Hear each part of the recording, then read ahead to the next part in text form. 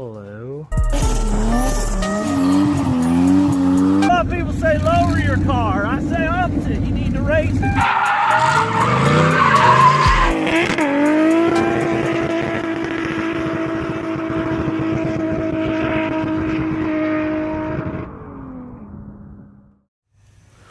What in the Sam Hill is going on here?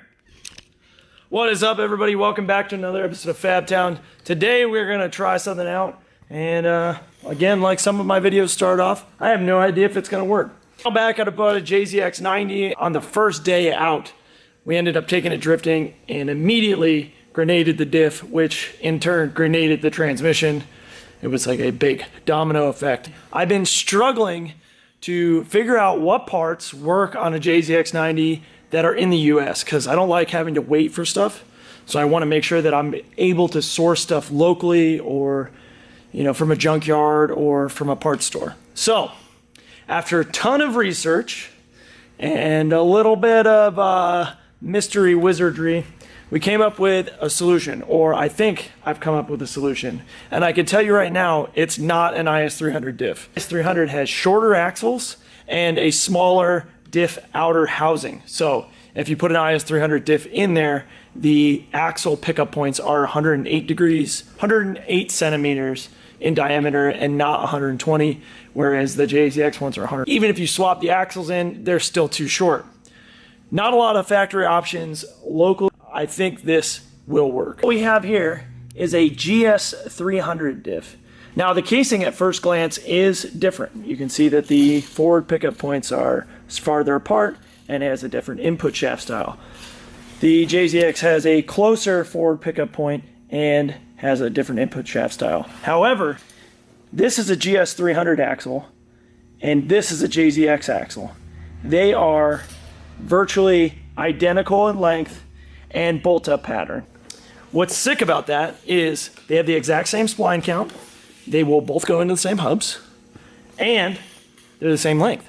So if we can modify this diff housing on the forward part to fit in a Jzx90 subframe, we may just have a viable option for a locally sourced differential along with locally sourced axles.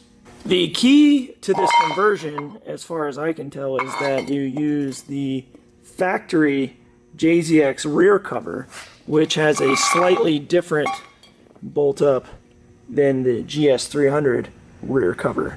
Factory JZX has the exact same rear bolt up pattern to this GS300 for the rear diff cover. You should easily be able to jig up this location of this diff as far as the pickup points on the back and the pickup points on the front, and make this one, make this one mount up in the exact same place.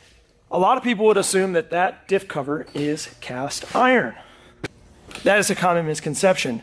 This diff cover is actually cast steel, completely weldable and completely modifiable.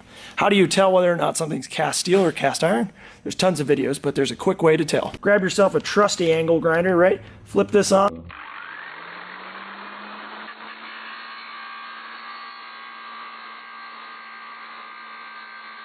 What you'll notice is that was red sparks.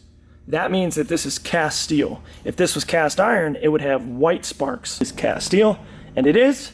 So that means we can cut these mounts off and relocate them just by cutting and welding. They're hollow on the bottom, there's nothing in there. So we'll be able to move this over, re-weld it back up, and make this fit where that will go. Another issue that we have to run into is the input shaft is different. I haven't quite figured that out yet, but I'm hoping to here soon. Most likely what I'm going to do is make a adapter from the one input shaft to the other style input shaft, and that way we don't have to get any funky U-joints.